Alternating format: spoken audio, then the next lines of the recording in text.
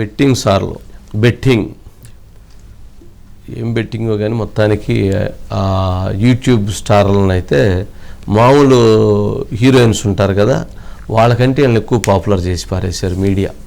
మామూలుగా తుమ్మిన దానికి తగ్గిన దానికి అసలు వీళ్ళని వాళ్ళు ఏంటి ఆ యూట్యూబ్ వాటిల్లో ఆ బెట్టింగ్ యాప్స్కి సంబంధించి వాళ్ళు యాడ్స్ చేశారు. ఆ యాడ్స్ చేయమని ఎవరైతే బెట్టింగ్ వాళ్ళు వచ్చి వాళ్ళని అడిగితే వాళ్ళు చేశారు. ఒకరు చేసిన తర్వాత ఇద్దరు చేసిన తర్వాత 10 మంది చేసి వాటిని ప్రమోట్ చేశారు.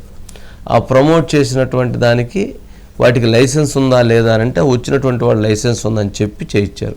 మరి ఫస్ట్ ఆ యాడ్ ప్లే కావడంతో ఎవరైతే అధికార యంత్రాంగం ఈ యాడ్స్కి పర్మిషన్ లేదు అని చెప్పాలి, లేదు డ్రగ్స్ మనం ఎట్లయితే చెప్తాం ఇట్లాంటి యాప్స్ని ఎవరు కూడా ప్రచారం చేయొద్దు అని చెప్పాలి, లేదా ప్రచారం చేయాలి, ఓ ప్రెస్ కాన్ఫరెన్స్ పెట్టి చెప్పాలి.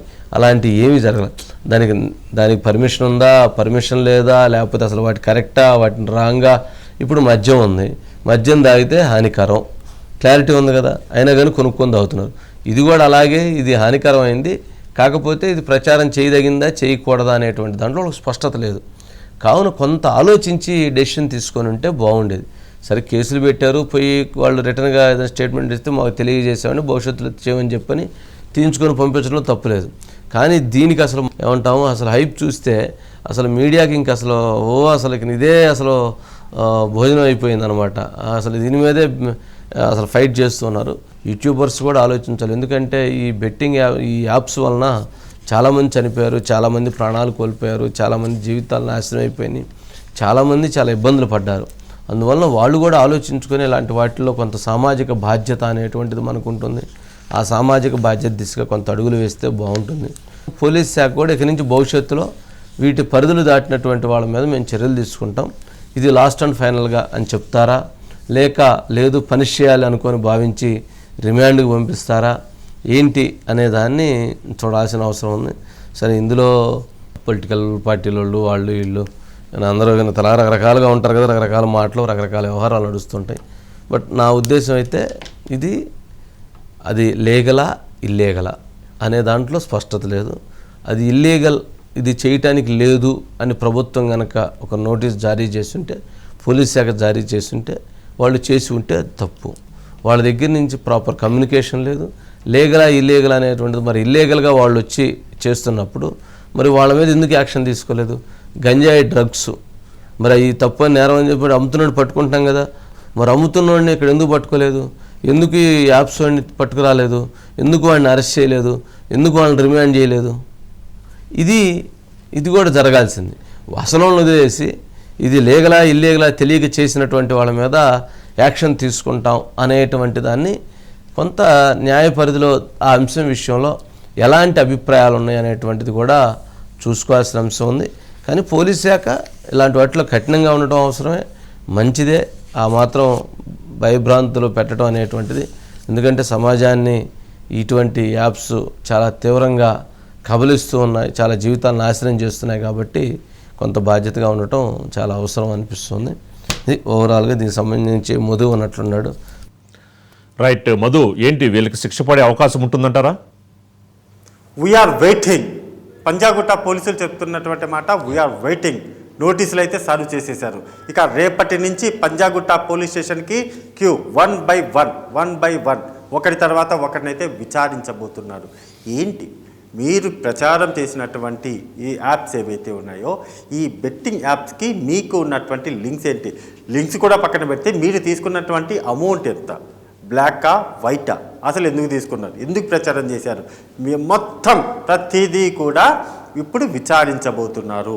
6గురికి అయితే నోటీసులు ఇచ్చారు. ఆ 6గురు కూడా రేపు పంజాగుట్ట పోలీస్ స్టేషన్కు రాబోతున్నారు. ఇదంతా కూడా ఒకవైపు పోలీసులు ప్లాన్ ఆఫ్ యాక్షన్ సిద్ధం చేసుకుని అలా వెళ్తూ ఉంటే, ఇంకొకటి ఉంది ఇక్కడ, ఎక్కడ పోలీసుల దగ్గరికి వెళ్తే ఎక్కడ పట్టుకొని లోపలేస్తారు అని కొంతమంది యూట్యూబర్లు అప్పుడు తెర మీదకి వచ్చి రేంజ్లో చెప్పినటువంటి వాళ్ళందరూ కూడా ఇప్పుడు ఎస్కేప్ అయిపోవడానికి సిద్ధంగా ఉన్నారు. అంటే విదేశాలకు వెళ్ళిపోయి ఇక్కడ ఉన్నటువంటి కేసు అంతా కూడా కాస్త సర్దు మణిగిన తర్వాత పూర్తిగా కూడా జనాలందరూ కూడా మర్చిపోతున్నటువంటి టైంలో అప్పుడు వద్దాంలే, ఇప్పుడు ఎందుకు మనకు పట్టుకుంటే ఖచ్చితంగా కూడా జైలుకు పంపిస్తారు, శ్రీకృష్ణ జన్మస్థానం, అందులో ఎటువంటి డౌటు లేదు అని ఫిక్స్ అయిపోయారు. మరికొందరు అతి తెలివి ఉన్నటువంటి కొంతమంది యూట్యూబర్స్ ఏం చేస్తున్నారంటే, అసలు మాకేమీ సంబంధమే లేదు, మనం చేసిన తప్పేంటి ఇందులో, అసలు ఏమాత్రం కూడా తప్పు చేయలేదు, మనం జస్ట్ ప్రమోట్ చేశాము, ఎక్కడా కూడా దీనికి సంబంధించి ఆడండి ఆడండి ఆడండి అని ఎక్కడ కూడా మనం రుద్దలేదు అని మరికొంతమంది అతి తెలివి పరులు అంటారు కదా, అలా అతి తెలివి ఉన్నటువంటి వాళ్ళు మాత్రం ఇంకా కూడా వాళ్ళలో ఎక్కడ కూడా రియలైజేషన్ రాలేదు. నిజంగానే రియలైజేషన్ వచ్చి ఇవన్నీ కూడా చెప్పి ఉంటే ఓకే, నో ప్రాబ్లం. కానీ ఆ రియలైజేషన్ రాకుండానే కొన్ని మాటలు మాట్లాడుతున్నారు. మరికొందరేమో దొరకకుండా పారిపోవాలని చూస్తున్నారు, మరికొందరేమో లాయర్ల చుట్టూ తిరుగుతున్నారు, మరికొందరు డైరెక్ట్గా వచ్చి అటెండ్ ఏం జరిగిందని చెప్పడానికి సిద్ధమవుతున్నారు. అసలు ఇలా యాంగిల్స్ అనేది ఒక్కొక్కటి బయటపడుతున్నాయి. కాబట్టి ఖచ్చితంగా బెట్టింగ్ యాప్కు సంబంధించి భుజాన వేసుకొని ప్రచారం చేసినటువంటి అందరూ యూట్యూబర్లను ఏ ఒక్కరిని కూడా వదిలిపెట్టకుండా పంజాగుట్ట పోలీసులు 1 by 1 నోటీసులు ఇచ్చి పిలిపించి ఏది చేయాలో అది అతి త్వరలోనే చేయబోతున్నారు. The game start from tomorrow onwards. Raju, అది కాదు మధు, దీనికి సంబంధించి కూడా అంటే ఒక కఠినమైన చట్టాలు లేవు ఈ అంశంలో, అంటే ఒక ఏదైతే బెట్టింగ్ యాప్స్ అంశంలో, ప్రమోషన్స్ అంశంలో చట్టాల్లో ఒక కొన్ని లూప్ హోల్స్ ఉండడం వల్ల వీళ్ళు త్వరలోనే బయటికి వచ్చేస్తారు అని చెప్పని ఇంతకుముందే మనం ఒక డిబేట్లో కొంతమంది వాళ్ళ యొక్క అభిప్రాయాలు వ్యక్తం చేశారు. మరి కఠినమైన చట్టాలు అమలు చేసిన తర్వాతే కదా వీళ్ళకి శిక్ష పడే అవకాశం ఉంటుంది, వీళ్ళు కూడా త్వరలోనే బయటకు వచ్చే అవకాశం ఉంటుందని మరి ఎక్స్పర్ట్స్ చెప్పడం జరిగింది. ఏంటి, నిజంగానే శిక్ష పడే అవకాశం తక్కువ ఉంటుందంటారా ఇలాంటి విషయాలు? రాజు, కొత్తగా వచ్చినటువంటి బిఎన్ఎస్ యాక్ట్ ఏదైతే ఉందో యాక్ట్ ప్రకారం కూడా పూర్తిగా 7 సంవత్సరాల కంటే ఎక్కువే 10 సంవత్సరాల వరకు కూడా శిక్ష పడే అవకాశం ఈ కేసుల్లో ఉంది. అందులోనూ న్యాయానికి సంబంధించి కోర్టుల్లోకి సంబంధించినటువంటి వ్యవహారం కాబట్టి అక్కడ జరగబోయేటటువంటి వాదోపవాదనలు ఏవైతే ఉంటాయో ఆ వాదోపవాదనల మీద డిపెండ్ అంతా కూడా ఉంటుంది. ఇప్పుడు ఎంతవరకు కూడా మాకు ఏమి తెలియదు, మేము చెబితేనే చేశాము, మోరోవర్ ఇలా జరుగుతుంది అనుకోలేదు అని చెప్పినా, కాకమ్మ కథలు చెప్పినా కోర్టులో అవన్నీ కూడా జరగవు. ధర్మాసనం చాలా సీరియస్గానే వీటి మీద, ఎందుకంటే ప్రజల ప్రాణాలు పోయాయి. ఆ ప్రజల ప్రాణాలు పోయాయి అంటే అంత ఈజీ కదా.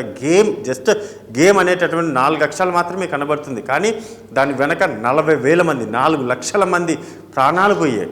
మరి వాటన్నిటికీ లెక్కలు ఎవరు కడతారు? ఎవరు ఆ చావులకి సమాధానం ఎవరు చెప్తాడు? ఇప్పుడు వచ్చేసి మేకప్ ముఖానికి రంగు వేసుకొని వచ్చేసి మీడియా ముందుకు వచ్చేసో లేకపోతే యూట్యూబ్ ముందుకు వచ్చేసి మాకేం తెలియదు, మేము పొరపాటు అయిపోయిందని చెప్పినంత మాత్రాన నో వే, క్షమించే ప్రసక్తే లేదంటున్నారు పోలీసులు.